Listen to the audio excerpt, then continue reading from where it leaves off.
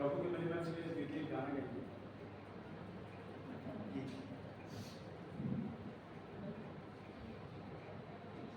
मैं गीत गाऊंगी प्रभु की महिमा के लिए। दुनिया का डेरा छोड़कर एक दिन पहुंचूंगा मैं आनंद घर, गाऊंगा खुशी से वहाँ जयकार, यीशु का जयवंत कर।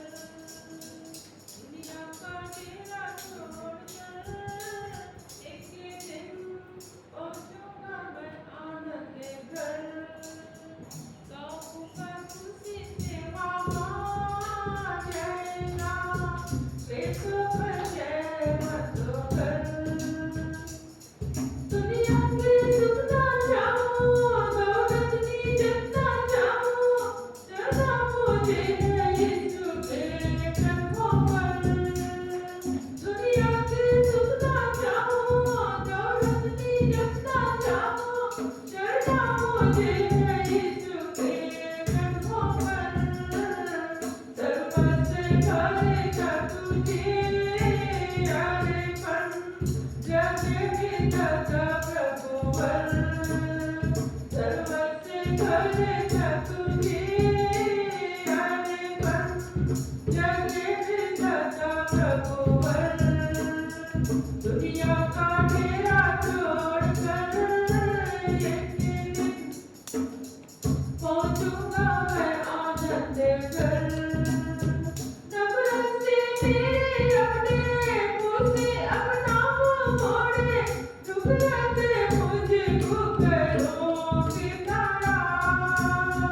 नफरत से मेरे अपने मुँह से अपना मुँह मोड़े, ठुकराते मुझको पैरों की तारा। अपने प्रभु के पापों में चलती रहूंगा मैं हरे पर। अपने प्रभु के पापों में चलती रहूंगा मैं हरे पर। दुनिया का डेरा छोड़कर एक दिन पहुंचूंगा मैं आनंद घर। सर्दी अवसाने सृष्टि नित्य उस दिन बदलेगी, होगा प्रभु से जब मेरा मिलन। सर्दी अवसाने सृष्टि नित्य उस दिन बदलेगी, होगा प्रभु से जब मेरा मिलन। जाऊंगा बंदी के समान उड़कर, होकर मैं मांगे ऊपर। जाऊंगा बंदी के समान उड़कर, होकर मैं मांगे ऊपर। दुनिया का डेरा छोड़कर एक दिन पहुंचूंगा मैं आनंद घर। गाऊंगा खुशी से वहाँ जयकार, यीशु का जयवंत कर। यीशु का जयवंत कर। यीशु का जयवंत कर। Thank you.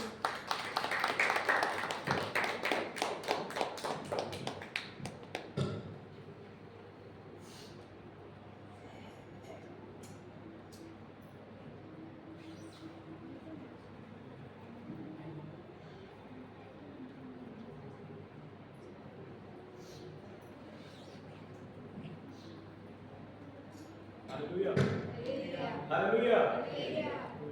सबको जय मसीह की। सबसे पहले तो मैं अपना जीवित परमेश्वर का धन्यवाद देता हूँ कि उन्होंने मुझे ये मौका दिया कि आपके चर्च में आके प्रभु के वचन को बात। मैं ज़्यादा कुछ नहीं बता, छोटा सा सामने दूंगा क्योंकि हमें पता नहीं था कि अचानक हमें प्रचार मिलेगा। तो सबसे पहले प्रभु का धन्यवाद देता हूँ, खास करके पास्टर जी का भी धन्यवाद देता हूँ। पिछले हफ्ते ही हम लोग सेक्टर 45 में 47 में हम प्रार्थना मीटिंग चल रहा था तो अचानक वहाँ पर पास्टर जी भी आए थे, तो वहाँ पर बात हुआ और हम बात करके यहाँ पर पास्टर जी ने हमें बोले कि आप आ सकते हैं, तो उनके जरिए हम यहाँ पर आ पाए। इसलिए पास्टर जी को धन्यवाद। और आप सबको हैप्पी पाम संडे।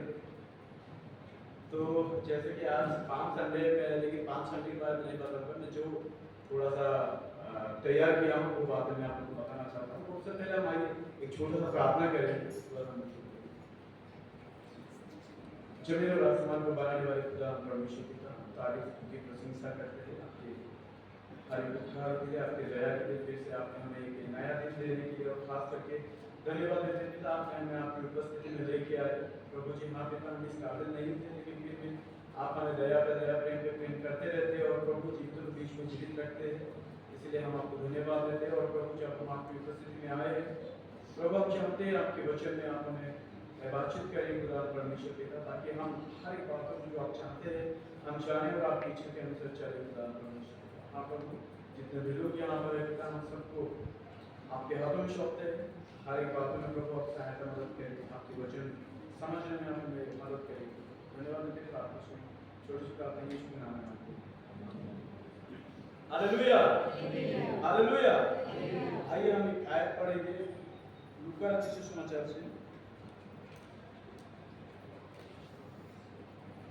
लूका रचित सुसमाचार 19 का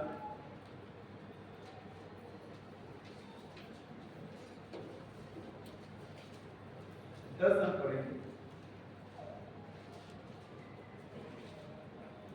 लूका रचित सुसमाचार 19 का हम 9 और 10 पढ़ेंगे, कोई भी पढ़ सकते हैं।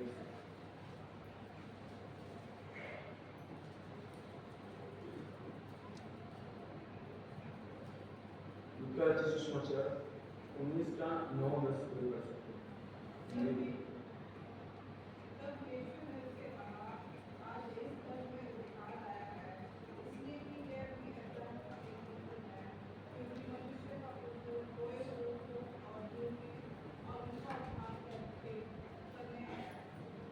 Hallelujah, hallelujah. थोड़ा जोर से बोलेंगे हालेलुया, क्योंकि अगर आप लोग जोर से बोलेंगे ना, मेरे अंदर जो भी थोड़ा सा नर्वस है वो थोड़ा दूर हो जाएगा। तो इसीलिए फिर से एक बार बोलेंगे हालेलुया।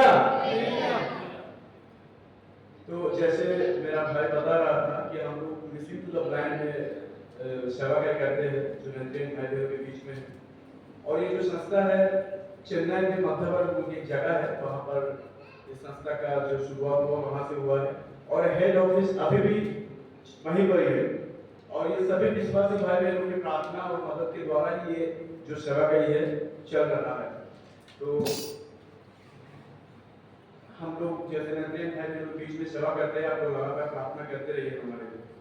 तो जैसे हम यहाँ पर अभी पढ़े हैं, यहाँ पर हम जब देखते हैं यहाँ पर जक्कई के बारे में हम यहाँ पर पढ़े। यीशु मसीह जब वो जा रहा था उस समय जक्कई नामक एक व्यक्ति था जो थोड़ा सा नाटा था, हाइट में थोड़ा कम था, लेकिन वो यीशु मसीह को देखना चाहता था। और लेकिन वहाँ पर भीड़ के कारण वो मतलब उसको दिखने में नहीं आ रहा था, इसलिए वो पेड़ के ऊपर चढ़ गया था। और वहाँ पर यीशु मसीह गया। यीशु मसीह जाने के बाद उसका नाम लेके जक्कई को बुलाता है नीचे, जब उतरा क्योंकि आज मुझे तुम्हारे घर में रहना अवश्य है। और उसके बाद हम आगे आगे बढ़ते हैं तो यीशु मसीह यहाँ पर कहता है आज इस घर में उद्धार आया है क्या? क्योंकि उसके बाद लिखा हुआ है मनुष्य लोग जो खोए हुए को ढूंढने और उनको उद्धार करने के लिए आया है, वो भी यहाँ पर प्रभु के वचन में लिखा हुआ है। तो मैं आज दो बातों को बताना चाहता हूँ कि यीशु मसीह का मकसद क्या था इस दुनिया में आने का। बहुत सारे मकसद है, लेकिन आज मैं दो बातें बताना चाहता हूँ जो यीशु मसीह अपने जीवन में अपने मकसद को पूरा करने इस दुनिया में आया है। तो सबसे पहली बात यहाँ पर लिखा हुआ है लूका रचित सुसमाचार 19 का 10वीं आयत में लिखा हुआ है कि मनुष्य का पुत्र खोए हुए को ढूंढने और उनका उद्धार करने के लिए आया है। यीशु मसीह क्यों आया था? मनुष्य का पुत्र खोए हुए को ढूंढने और उनका उद्धार करने। कौन इस दुनिया में खो गए थे जो यीशु मसीह ढूंढने के लिए आया?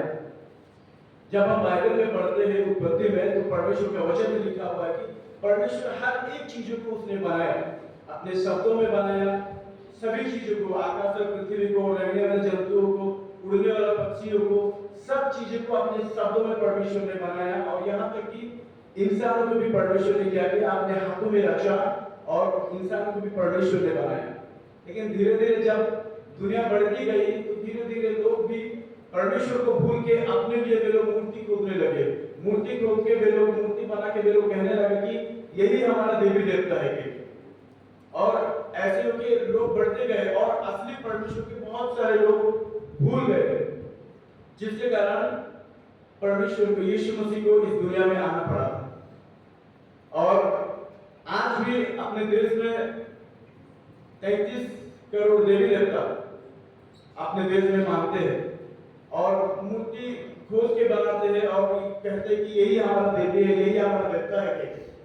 और यीशु मसीह का वचन कहता है कि वो ऐसे लोगों को ढूंढने के लिए आए, वो ये बताने के लिए आए कि तुम लोगों को वो लोग नहीं, मूर्ति नहीं, बल्कि मैं तुम लोगों को बनाया हूं, कि वो ये बताने के लिए इस दुनिया में प्रभु यीशु मसीह आया था। और जब हम बाइबल में पढ़ते हैं यूहन्ना के सुसमाचार में, वो अपने लोगों के पास आए लेकिन आपने ने उनको क्या किया, इनकार कर दिया, वो भी लिखा हुआ है। मेरे प्रियो, सिर्फ यीशु मसीह अन्य जाति के लोगों के लिए ही नहीं आया, बल्कि वो उनके जो उनके ऊपर विश्वास करते हैं उनके लिए भी प्रभु यीशु मसीह आया था। यहाँ पर जब हम देखते हैं ये जो जक्कई, वो एक पुराने नियम की विश्वासी था, वो परमेश्वर के बारे में वो जानता था, पुराने नियम की विश्वासी एक था। इसलिए यहाँ पर लिखा हुआ है, वो भी यहाँ पर लिखा हुआ इसीलिए कि ये भी अब्राहम का एक पुत्र है। अब्राहम मतलब वो पहले से पुराने नियम का एक विश्वासी था, लेकिन इनके बारे में जब हम पढ़ते हैं तो ये एक चुंगी लेने वाला व्यक्ति था। चुंगी लेने वाला को टैक्स कलेक्टर कहते हैं, और वो भी एक सरकार का जॉब था, और ऐसा जॉब था कि वे लोग उसको, उसके काम को देख के बोलते थे कि ये पापी है ना। जक्कई को जब देखते थे, मतलब जक्कई को नहीं बल्कि चुंगी लेने वालों को सभी लोग नफरत करते थे कि ये लोग झूठ बोल के हमसे पैसा लेते हैं, ये लोग झूठ बोल के जहां पर 10,000 लेना होता था वहां पर डरा के 15,000 20,000 लोगों को मांग के लेके जाते थे, नहीं तो जेल में डाल देंगे कोई। ऐसे करके डरा के वे लोग पैसा लेते थे, जिसके कारण लोग इनके बारे में गलत सोचते थे कि ये लोग जो है पापी लोग हैं, ये लोग हमेशा गलत चीजों को अपने जीवन में रखते हैं और ये लोग गलत लोग हैं, वो लोग सोचते थे। और जक्कई के बारे में भी लोग यही सोचे होंगे। लेकिन यीशु मसीह यहाँ पर क्या कर रहा है, यीशु मसीह के पास जाता है, जाके यहाँ पर जब हम पढ़ते हैं 1 से लेके आगे, यीशु मसीह जैसे उसके घर में जाता है उसका मन परिवर्तन हो जाता है। मन परिवर्तन होने के बाद वो बोलता है कि जिस किसी से मैं अगर अन्याय करके मैं पैसा दिया हूँ उनको मैं 4 गुना करके वापस दे देता हूँ, और मैं कंगाल लोगों को पैसा दे देता हूँ, क्योंकि वो अपने मन फिरा रहा है, अपने आप को पछता रहा है, जो गलती किया है वो यीशु मसीह के सामने मान रहा है। मेरे प्रियो, मैं आपको कहना चाहता हूँ, ये जो जक्कई था दुनिया की बातों में खो गया था। उसको हमेशा पैसा दिखता था कि किस तरीके से मैं पैसा कमाऊं, कहां जाके किसके साथ जाके मैं कुछ झूठ बोल के या कुछ लोगों को मैं डरा के मैं पैसा अपने जीवन में ज्यादा प्राप्त करूं। ये सोचते थे चुंगी लेने वाले लोग, और क्या पता ये भी ऐसे ही सोचता था हमेशा, मैं अपने जीवन में कैसे पैसे कमाऊंगे, और पूरी तरह से दुनिया की बातों में खो गया था, जिसके कारण यीशु मसीह इसके घर में आया। मेरे प्रियो, सिर्फ जक्कई नहीं बल्कि आज के जमाने में प्रभु यीशु मसीह को मानने वाले लोग भी दुनिया की बातों में खोए हैं, दुनियादारी की बातों में और ऐसे बातों में खोए। हमेशा लोग सोचते हैं कि मुझे ये काम करना है, वो काम करना है। कभी-कभी संडे के दिन में भी हम लोग चर्च को हम ध्यान नहीं देते, कलीसिया को हम ध्यान नहीं देते कि आज हमें चर्च जाना है। ऐसे दिन में कभी-कभी ज्यादा ही काम पड़ जाता है, हमें आज मार्केट जाना है, आज के दिन में छुट्टी है तो हमें यहाँ पर जाके ये लेके आना है, वहां जाना है, अपने रिश्तेदार के पास जाना है, ये करना है, वो करना है, बहुत सारी बातें याद आता है। कहने का मतलब यह है, बहुत सारी बातों में हम लोग खो जाते हैं। जैसे जक्कई यहाँ पर खोया हुआ था दुनियादारी की बातों में कि कैसे मैं पैसा कमाऊं, कैसे मैं अपने परिवार को संभालूं, कैसे मैं अच्छे से मैं रहूं, इन बातों में वो खोया हुआ था। मेरे प्रियो, यीशु मसीह नहीं चाहता है कि हम लोग दुनिया की बातों में खोए रहे। बाइबल में बहुत सारी जगहों में हम देखते हैं जो कि दुनिया की बातों में खोए हुए थे, लेकिन फिर भी परमेश्वर ऐसे लोगों को भी प्रेम करता है। परमेश्वर चाहता है कि वे लोग परमेश्वर की बातों में खोए रहे, ना कि दुनिया की बातों में। जब हम पढ़ते हैं 10 कुंवारियों के बारे में, आप लोग सभी लोग पढ़े हुए जानते हैं, 10 कुंवारी में से 5 कुंवारियों के बारे में लिखा हुआ, वे लोग मूर्ख थे और 5 लोग जो थे बुद्धिमान थे। ये मूर्ख स्त्रियां कौन थे? ये मूर्ख स्त्रियां वही थे जो दुनियादारी की बातों में फंसे थे। हमेशा उसको दुनिया में क्या करना है क्या नहीं करना है हमेशा उनके बारे में सोचते थे। वे लोग कभी ये नहीं सोचते थे कि हमें प्रार्थना में समय बिताना है, हमें पास्टर को बुला के अपने घर में प्रार्थना करवाना है, या हमें चर्च में सही टाइम पे जाके हमें परमेश्वर की आराधना करना है। ये इन बातों में नहीं लगे थे, बल्कि ये दुनिया की बातों में फंसे थे कि हमें इस तरीके से हमें सजाना है, अपने आप को ऐसे होकर हमें घूमना है, ये करना है, वो करना है। वो दुनिया की बातों में फंसे थे। लेकिन 5 जो स्त्रियां थी उनके बारे में लिखा हुआ है कि वे लोग बुद्धिमान थे और वे लोग परमेश्वर का भय मानने वाले लोग थे। वे लोग परमेश्वर की आराधना करने वाले लोग थे। टाइम पे परमेश्वर के भवन में जाने वाले लोग थे। टाइम पे परमेश्वर से जो टाइम पे लोग रखते थे प्रभु के लिए कि हम ये समय प्रभु के लिए देंगे, वो टाइम प्रभु को वे लोग देते थे। दुनिया के लोगों को नहीं देते थे। वे लोग दुनिया की बातों में नहीं देते थे। वे लोग ऐसे नहीं करते थे कि संडे के दिन में उनको कुछ काम याद आ जाता था तो वो रिश्तेदारों के यहाँ पर या मार्केट में जाते थे। वे लोग ऐसे लोग थे जो परमेश्वर का भय मानने वाले लोग थे और हमेशा वे लोग ये सोचते थे कि परमेश्वर के जो विश्राम दिन है उस दिन में हमें पवित्र मानना है और उस दिन को सबसे ज्यादा प्रायोरिटी देना है, सबसे ज्यादा महत्वपूर्ण देना है। क्योंकि ये लोग समझते थे, ये लोग सोचते थे और इसीलिए इनके बारे में लिखा हुआ है कि वे लोग बुद्धिमान लोग थे। आज के जमाने में जो 2 प्रकार के बुद्धि विश्वासी भाई बहन लोग पाए जाते हैं। बहुत बार हम लोग अपने आप को सोचते तो कि हम लोग बुद्धिमान विश्वासी हैं, लेकिन बहुत सारी बातों में हम लोग दुनिया की बातों में फंसे रहते हैं और दुनिया की बातों में जो लोग फंसे हैं उनके बारे में लिखा हुआ कि वे मूर्ख विश्वासी लोग हैं या मूर्ख 5 जो मूर्ख स्त्रियां हैं यहाँ पर उनके जैसे लोग थे। लेकिन मेरे प्रियो, हमें समझना है परमेश्वर नहीं चाहता है कि हम लोग दुनिया की बातों में खोए रहे, लेकिन परमेश्वर को इंतजार करके, यीशु मसीह का इंतजार करके उनकी बातों में हमें खोए रहना है। इसीलिए यीशु मसीह उस 5 स्त्रियां के बारे में क्या कहता है? मैं तुम्हें नहीं जानता हूं, तुम लोग यहाँ से चले जाओ, तुम लोग कौन हो बोलता है। लेकिन जो 5 स्त्रियां थे उनको प्रभु उनके साथ खुशी खुशी रहता है। आज हमें अपने आप को जांचने का जरूरत है कि हम लोग किस प्रकार के विश्वासी हैं। हम लोग वो 5 स्त्रियां जैसे जो दुनिया की बातों में खोए हुए थे, या उस 5 स्त्रियां जैसे जो प्रभु के बातों में लगे थे, प्रार्थना दुआओं में, प्रभु के वचन में, और जहाँ कहीं प्रभु की कार्य होता था वहां पर सम्मिलित होने में या उनके हर प्रभु के लोगों के साथ मिलकर संगति करने में वे लोग लगे रहते। क्या हम लोग उसी प्रकार के लोग हैं या दुनियादारी की बातों में फंसे हुए लोग? हमें जांचने का जरूरत है। यही नहीं बल्कि हम लोग लाजरस के बारे में पढ़ते हैं जो गरीब था, और एक धनवान व्यक्ति के बारे में पढ़ते हैं। बाइबल में लिखा हुआ है, लाजर के बारे में आप सभी लोग जानते हैं। एक गरीब व्यक्ति था जिसका नाम लाजर था और एक अमीर व्यक्ति था, और वो अमीर व्यक्ति के घर के सामने, उनके घर के आंगन में वो बैठा रहता था। और यहाँ तक कि बाइबल में लिखा हुआ उसके शरीर में घाव हो गया था, फोड़ा निकला हुआ था और वो घाव को कुत्ते चाटते थे। और यहाँ तक उसके पास घर नहीं था, उसके पास खाने के लिए खाना नहीं था और उसके पास कुछ नहीं था, पूरी तरह से वो कंगाल था। और उसके घर के सामने एक विश्वासी था जो कि पुराने नियम की बातों को मानने वाला विश्वास, यहोवा परमेश्वर को मानता था। वो विश्वासी था, लेकिन उसको ये नहीं पता था कि अपने पड़ोसी को हमें प्रेम कैसे करना है।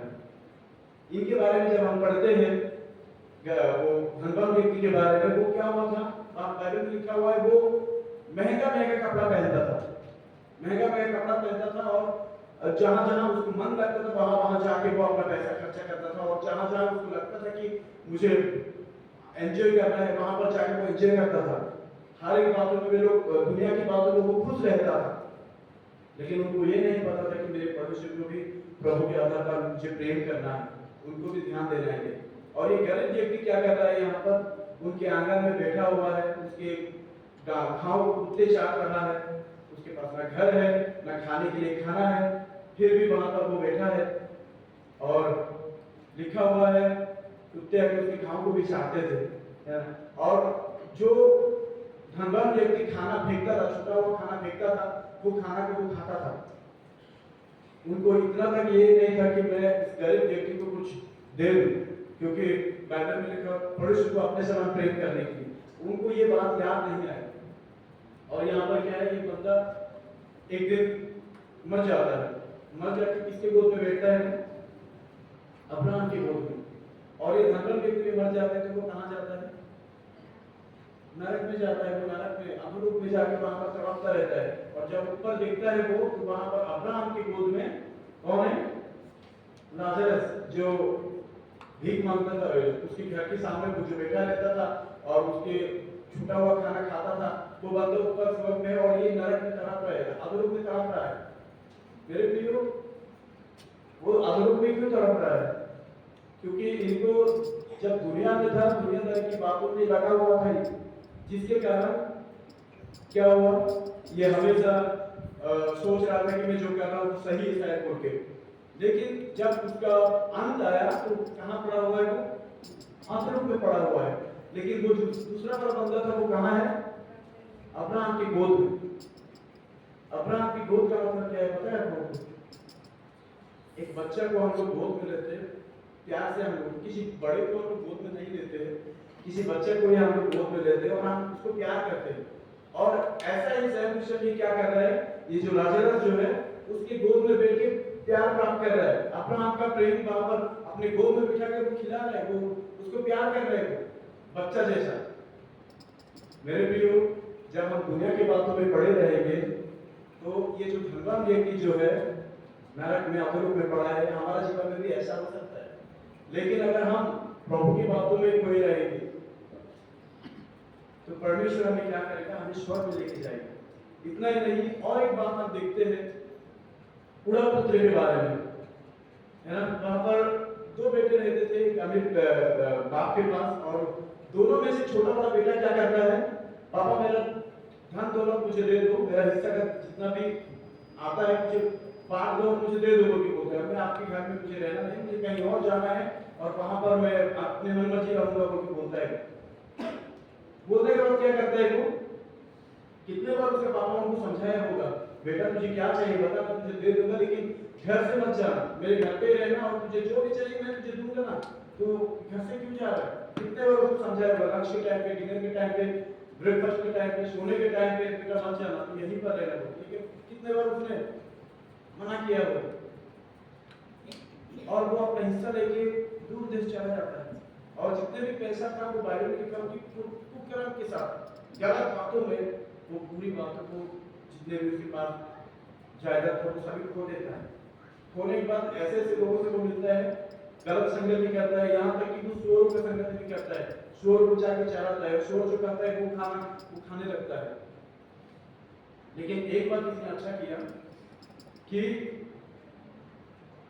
जो मैं बाइबल में लिखा है कि वो अपने आप में आता है। अपने आप में मतलब पहले वो खो गया था और बाद में अपने आप में आता है, और वो सोचता है मैं बहुत बड़ा गलती किया मेरे पिता से अलग होकर, मुझे वहां पर वापस जाना चाहिए और मेरे पिता से मैं माफी मांगूंगा और मैं कहूंगा कि आपके विरुद्ध, स्वर्ग के विरुद्ध मैंने पाप किया, पिता मुझे माफ कर दो, मुझे बेटा के रूप में नहीं एक नौकर के रूप में अपने घर में रख लेना। क्योंकि वो ये जानता था कि उसके घर में नौकर भी अच्छे अच्छे खाना खाते थे, अच्छे अच्छे कपड़े पहनते थे, और उसका पिता के साथ तो बहुत खुशी से रहता था। जब उसके पिता से अलग हो गया, उनके जीवन में दुख तकलीफ आने लगा, समस्या आने लगी। जैसे वो दुनिया की बातों में खोने लगा, उसके जीवन में दुख तकलीफ आने लगा। लेकिन एक अच्छा काम किया कि वो फिर से अपने पिता के पास आए और उनको माफी मांगा, और उनका पिता उनको माफ कर, क्षमा कर दिया। Hallelujah, hallelujah. तो मेरे प्रियो, अगर हम किसी भी बातों में ऐसे दुनियादारी की बातों में खोए हैं, उड़ा पुत्र के जैसे, आज भी हमारे पास समय है परमेश्वर के पास जाने के लिए, परमेश्वर को जाके कहने के लिए, हे परमेश्वर पिता, मैं आज तक दुनियादारी की बातों में खोया हुआ था, दुनिया की चीजों में, दुनिया के रीति रिवाजों में पड़ा हुआ था, लेकिन आज मैं जान गया कि ये सभी वेस्ट है, कुछ फायदा का नहीं है, मुझे आपके पास आना है। वो जरूर क्षमा करने वाला परमेश्वर। बहुत बार हम दुनियादारी की बातों में खोए रहते हैं, लेकिन दुनियादारी की बातें हमें बहुत बार नुकसान पहुंचाता है, बहुत बार शारीरिक में फायदा भी देता है, लेकिन हमें प्रभु की बातों में बढ़ना है। परमेश्वर यही तो चाहता है कि हम लोग उनकी बातों में बढ़े, ना कि दुनियादारी की बातों में बढ़े। हालेलुया। और यहाँ पर देखते हैं ये लोग खोए हुए लोग थे, लेकिन फिर भी परमेश्वर, ये जो बुरा पुत्र था, ये पूरी तरह से दुनिया की बातों में खो गया था, लेकिन जैसे ही अपने पिता के पास गया वो क्षमा कर दिया। वैसे ही जब हम लोग परमेश्वर के सम्मुख जाते हैं, हम भी मानते हैं अगर कुछ किसी भी बातों में अगर हम लोग खोए इस दुनिया की बातों में, बहुत बार हम लोग खोए रहते हैं दुनिया की बातों में, है ना। बहुत बार लगे रहते हैं, हमें प्रार्थना का टाइम याद नहीं आता है, हमें बाइबल पढ़ने का टाइम नहीं याद नहीं आता, हमें चर्च किस टाइम जाने हैं वो बातें हमें याद नहीं आता, हमें कब पास्टर जी को घर में बुला के प्रार्थना करवाना है वो याद नहीं आता है। इसका मतलब क्या है, हम लोग दुनिया की बातों में खोए। बहुत बार हम लोग मोबाइल में इतना खोए रहते हैं कि पता ही नहीं चलता टाइम कैसे चला जाता है। लेकिन परमेश्वर इन बातों से दूर रहने के लिए बोलता है, और परमेश्वर कहता है कि उनकी बातों में हमें खो जाना चाहिए, उनकी बातों में हमें लगे रहना चाहिए। परमेश्वर यही चाहता है। तो इसीलिए परमेश्वर हम जैसे लोगों को, जो लोग दुनिया की बातों में खोए हैं, ऐसे लोगों को परमेश्वर क्या करने के लिए आया, ढूंढने के लिए आया। और यहाँ पर लिखा हुआ है, उसके बाद लिखा हुआ है कि और उनका उद्धार करने के लिए आया। हम सबको पता है, हम लोग विश्वासी लोगों के उद्धार क्या होता है। उद्धार वही है जो एक इंसान पा लेता है तो वो अनंत जीवन प्राप्त करने का काबिल हो जाता है। और ये यीशु मसीह देने के लिए आया है, हमें ही नहीं इस पूरा दुनिया के लोगों को वो उद्धार देने के लिए आया है। मेरे प्रिय, इन बातों को हमें समझना है, हमें बचना है, खास करके हमें प्रभु की बातों में आगे बढ़ना है, और साथ साथ दूसरों को भी हमें बचाना है। परमेश्वर हमसे यही चाहता है। परमेश्वर हम सबको आशीष दे। और एक छोटा सा अपने संस्था के बारे में बताना चाहता हूँ कि आने वाले 26 तारीख को हम लोग छोटा सा एक मीटिंग रखे हैं भाई बहनों के लिए। आप लोग जरूर दुआ करें उसके लिए। और जैसे भाई बता रहा था कि हमारा जो संस्था है, कोई हमें बाहर देश से हमें कोई मदद नहीं करते हैं, आप जैसे विश्वासी भाई बहन लोग भी हमें मदद करते हैं, तो वो सेवा कार्य चल रहा है। और अगर कोई भी हमारे साथ पार्टनरशिप में सेवा कार्य करना चाहते हैं तो आप जरूर कर सकते हैं। और हमारे साथ सेवा कार्य करने के लिए अगर कहीं पर भी आप चाहते हैं, अगर कोई ब्लाइंड भाई बहन मिलते हैं तो आप जरूर हमसे कांटेक्ट कर सकते हैं, बात कर सकते हैं, और खास करके उस भाई से या बहन से बात कर सकते हैं, और आप उनका नंबर हमें दे सकते हैं। और दूसरी बात, आप अगर मंथली भी अगर मदद करना चाहते हैं तो आप मदद कर सकते हैं मुझसे, मेरे भाई से आप नंबर ले सकते हैं। और एक बात, प्रार्थना में जरूर हमें याद रखिए, हर बार मिशन द बैंक के नाम में आप प्रार्थना में जरूर हमें याद रखिए। सबको जय मसीह। Thank you so much. बाकी का समय में पास्टर जी को देता हूं। परमेश्वर के नाम की महिमा हो।